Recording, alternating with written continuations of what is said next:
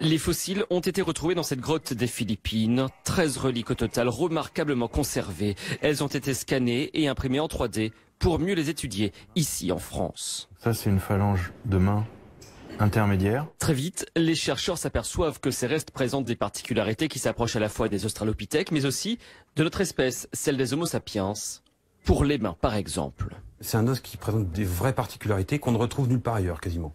C'est-à-dire que c'est un os qui est élancé, d'aspect gracile, et en proportion, des surfaces articulaires ici, comme ici, qui sont relativement petites. Les dents également ont intrigué les chercheurs. Par exemple sur les prémolaires. Sur les prémolaires, il y avait 3 racines, ce qui est un caractère très très rare. Chez Homo sapiens, il n'y en a qu'une, parfois 2.